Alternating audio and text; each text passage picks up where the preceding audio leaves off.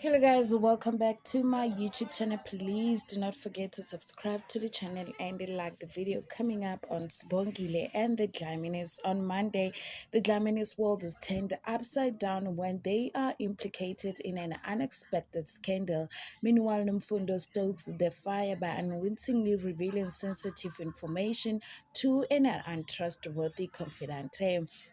Mavis is concerned how the Dlamini media storm will affect her Chakalaka Queen reputation. On Tuesday, Samke appears at Velepi's doorstep with a chilling message. Will Velepi ever see Mangoba again? Pagamani, head over heels in love, makes promises that he plans to keep in his own way. On Wednesday, the elders gather and have a verdict about what the future holds for Velepi and Mangoba, but Velepi stands them all. The strife in the Dlamini family reaches new heights, and the battle between Jengaya and Kwenzo comes to a head. Thank you guys for watching.